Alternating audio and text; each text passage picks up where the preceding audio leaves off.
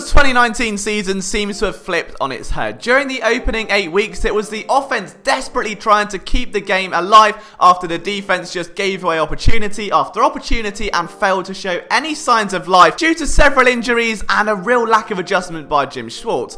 But now fast forward 8 weeks and we now see a defense that, believe it or not, that in the month of November led the NFL in allowing opposing quarterbacks to just a 53.2 completion percentage and that have allowed 225 passing yards or less in 5 straight.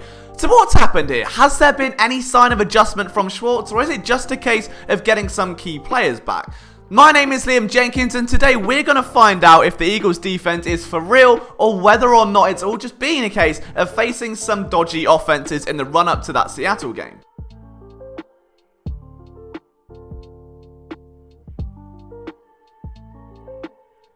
Before we get into it though guys, as always, if you are new around here and enjoy this sort of content, it would be amazing if you could hit that subscribe button. We're so close to 15,000 and we would love for you to be part of our community. Talking of which, again, we do have an official Discord server now where you can meet and connect with fellow Eagles fans and watchers of Philly Sports Network and also be involved in some exciting projects. And a sneaky announcement as well, we have officially dropped our ugly Christmas sweaters which you guys demanded. They're available down in the description below. And if you use the code CHRISTMAS, all in capital letters, you get $10 off your order because I love you. Something the Eagles have struggled with for a long time now defensively is third and long conversions. Thoughts of the sticks defense make fans clench their fists with rage, and it's all too common to see the defensive backfield just give up easy completions or there be no help from safeties in crucial situations. But it seems as though that Jim Schwartz is finally making adjustments, and we got a glimpse of what could be becoming the norm in Philadelphia against the Seahawks. The Eagles are running Tampa 2 robber here, where you've got 2 cornerbacks taking a third of the field each and a safety that's going to sit in the hole. But interestingly,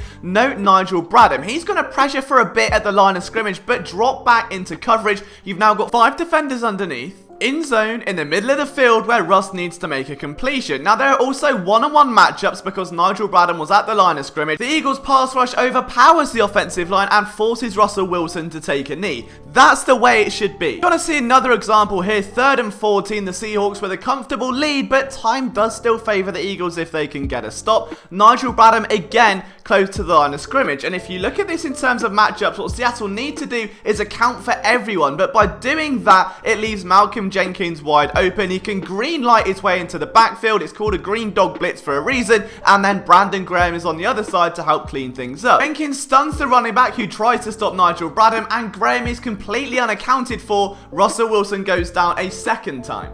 Now, we may see no better involvement of Nigel Bradham on 3rd down than on this very play because he's going to do exactly the same again. Just hover over Mike Iapati and then fly backwards. And just catching his gaze long enough means he can't help double team Fletcher Cox. And that's going to leave Fletcher Cox one-on-one, which is something you never ever want to do because he is still just as dangerous as he ever has been. And when you single out that matchup, Fletcher Cox over the center just bulldozes him into the quarterback. It's ferocious, but it wouldn't have happened without that double team. Now this is another interesting play because Rashard Penny ends up caught in no man's land here. It's a dog blitz from the Eagles. Jenkins is going to come off the edge, and the second that Rashard Penny sees Jenkins come down, he checks into the flat to filter the gap between Jenkins and the linebackers for an easy check down. But Russ doesn't see it because he knows he's got crossing routes over the middle, one that again Nigel Bradham has dropped into. Watch number 53 here. Here Angrugia Hill drop back into coverage just enough to take away any easy windows, forcing Russ to look at the other side of the field, and it buys Jenkins time. The return of Nigel Bradham has been absolutely massive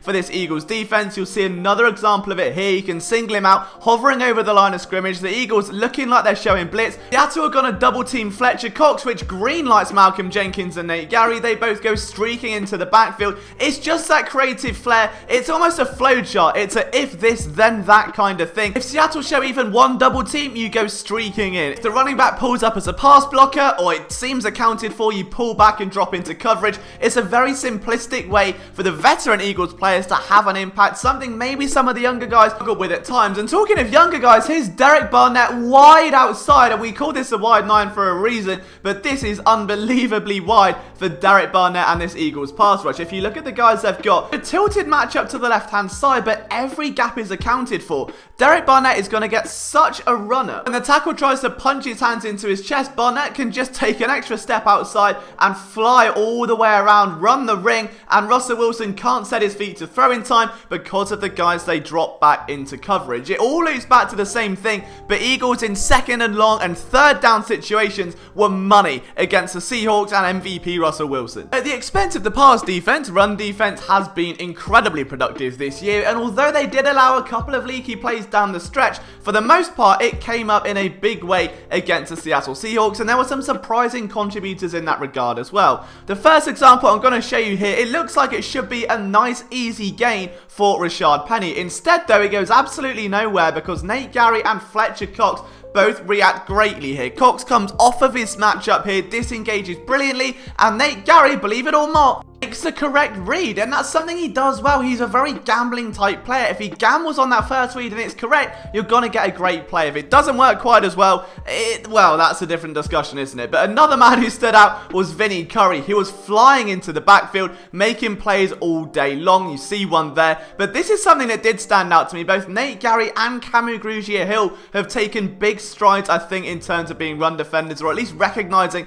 the holes they need to get into. Grugier-Hill, number 54, is going to come straight down and meet the fullback, and this is going to leave Nate Gary, the only open linebacker, to try and scrape along, sift through traffic, and find that ball carrier. And again, believe it or not, he actually does a pretty good job. It wasn't perfect this game, he had some errors. I know this film room is focusing on strength, but this was nice. He squares up, makes a nice tackle. He's aided a bit by Timmy Jernigan, who just pushes all the power of that pile alongside him, but this was a great bit of play by both linebackers. It's kind of easy to forget the impact that Grugier-Hill had. He may have only been a certain role player during his previous tenure with the Eagles, but many hoped he would be a starter before that injury ripped some game time away. That sideline to sideline speed that we all know is so strong enables him to come out of the backfield and pick up Rashard Penny, anchoring him out of that matchup and forcing Russell Wilson to throw it away. And then you've got this example where himself and Jalen Mills do exactly the same to come and pick up a fullback out of the backfield and limit that pass going absolutely anywhere. But if we're going to talk defense, we kind of have to talk cornerbacks because they have improved. Although here they drop both defensive tackles into coverage, blitz a corner, and that does leave an instance where Mills and Darby have to close in what's sort of a cover 3 look, but they do it. There's no miscommunication. They actually close over the top. I don't know what's happening, but I like it. And on to Ronald Darby, who I know I haven't exactly been the biggest fan of this year, but even he is playing at a much higher level now. Let's just take a look at one of the instances of his coverage. He's lined up against number 10, Gordon, who's still quite physical, and he tries to burn Darby with a double move, but Darby reads it, and now the DBs do seem to be much more patient in this instance. If we focus on just a clip of Darby's coverage here, it's actually really impressive. Just watch the hips and the eyes, more importantly, and how they move in coordination. He doesn't get stuck in the mud, puts an arm out here to fill the route, but immediately opens his hips and turns to run with the receiver. He's not going to bite and come down like we were so used to seeing. Now, making a tackle, yeah, that's another story, but we'll get to that. I promise I'm not bitter about it. Then there are instances like this where you just see great coverage all round, and maybe Nigel Bradham being back, maybe having Camu back has really helped communication and telling guys where to be lined up. But even Nate Gary here, who does get turned around on a double move, can make a play on an underthrown ball because of the play underneath. When I say the coverage was great, I mean, Ronald Darby has been flawed, and the rest of the guys seem to be fine, though. The rest of the guys are absolutely fine. Either way, I mean, the coverage has improved. I had to throw that screenshot in there, though, because it was fairly humorous. Now, I was going to devote a whole film room to the play of Jalen Mills and whether or not it's improved enough for a contract extension, but I'd like to sprinkle at least a couple of clips in. The one thing he always used to get criticised for was comebacks and curls, where everyone would pick on him over and over again because he was an easy target. But now, we're seeing someone leap forward and attack that top of the route. So when he sees the receiver turn, maybe it's because it's happened too much, but Mills is closing with a new level of intensity, a new level of anticipation, and we're seeing some disciplined play from him. He's not going to sit there and be bullied or be decimated or be embarrassed on these double moves. Instead, he's going to feel the way down the route tree, and even here, on a play that got extended, that was a bit of a scramble drill, he kept the receiver at an arm's length and stayed within the catch window, and that's all you could ask for. Whereas before, he may peek his eyes to the backfield, he may come away from the receiver and leave that window open for the quarterback. We're not seeing that this year. This is a much improved Jalen Mills since he's come back from injury. If you want to see that film room, guys, let me know. But please leave your opinions in the comments. Have we seen a rejuvenation of the Eagles defense? Is it just that they're playing the Bills and the Bears and an aging Tom Brady? Or was this game the come-out game, the breakout game, the point that made Jim Schwartz really hit home that this Eagles defense isn't to be taken lightly, and if defense does win championships, the Eagles do indeed have a lifeline. Thank you so much for watching, guys. From myself, Liam Jenkins, my Twitter is @LiamJenkinsPSN. I would love to talk to you in the Discord server, and as always, get your daily dose of Philadelphia sports coverage from PhillySportsNetwork.com.